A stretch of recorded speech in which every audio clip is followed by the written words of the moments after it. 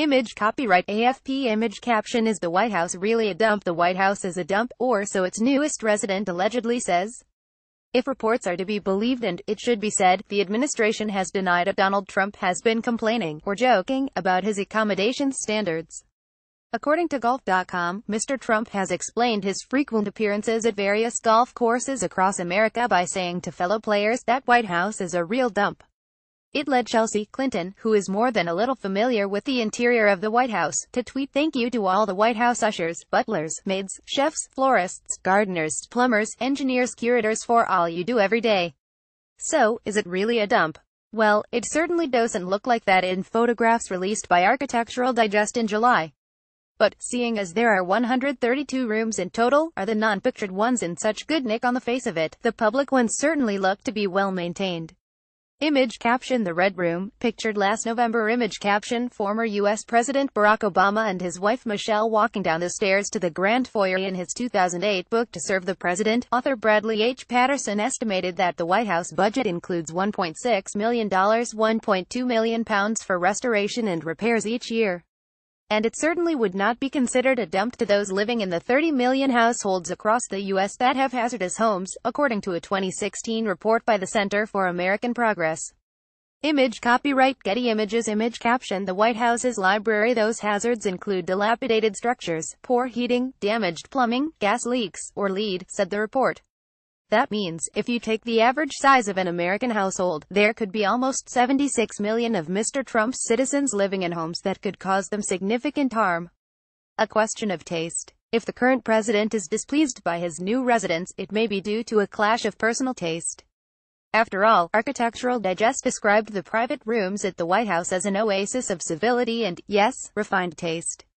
But how about Mr. Trump's personal home? His penthouse in New York's Trump Tower certainly has a different aesthetic.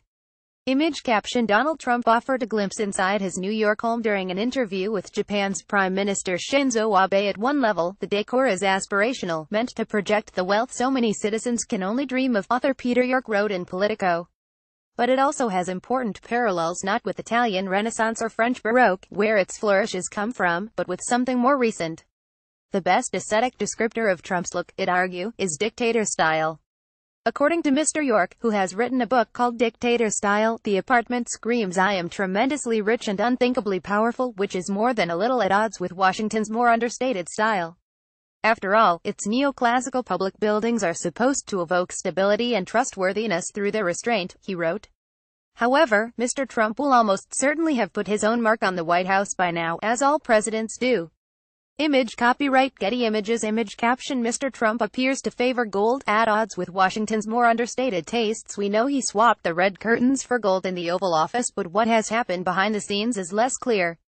His wife, Melania, called him decorator Thamcanalicum earlier this year, but what she will do to the Trumps' new apartment is not clear. However, Stephanie Winston Wolkoff, senior advisor to the First Lady, assured lifestyle website WWD Mrs. Trump has a deep appreciation for the historical aspects of the White House, and with them's traditional design and expertise, they are focusing on a seamless integration of elegance and comfort into where the President, the First Lady, and their son Bryn will be spending their family time and calling their home. And how much would a large-scale renovation cost? The last time the White House could perhaps more legitimately be called a dump was back in the late 1940s, following years of depression and the Second World War. According to historians, President Harry Truman walked into the building and found a place that was not only too small for his needs but also had baths sinking into its floors which not only creaked but also swayed. Image copyright Harry S. Truman Library Museum. Image caption: The picture of the northeast corner of the White House was taken in 1950. Image copyright Getty Images. Image caption: The north portico seen in September 2014. The repairs, which began in 1948, cost $5.7 million, according to several reports, and included a major extension. If you consider the annual upkeep is now thought to cost almost a third of that, it gives you an idea of what a full-scale renovation would cost today. In the UK, Buckingham Palace is about to undergo a 10-year, £369 million renovation, although it is, of course, slightly larger with 775 rooms. Image copyright Harry Truman Museum and Archive. Image caption The State Dining Room during the renovation. Image copyright Getty Images. Image caption Mr. Trump in the same dining room in 2017. The palace's last major renovation was back in the 1950s, so potentially the problems encountered at the Queen's official residence, like aging cables, lead pipes, wiring and boilers, could be being experienced behind the glitzy public rooms at the White House. However, it seems less likely, as the latter has been undergoing updates to make the building more energy efficient since 1993. Over in France, the Palace of Versailles has also been undergoing a major €500 million, £447 million, $592 million renovation since 2003, and there are still another 3 years left until it is complete. So it seems likely any major renovation would run into the tens of millions, and what with Mr. Trump's multi-billion-dollar wall needing funding, it seems unlikely it will be top of the priority list.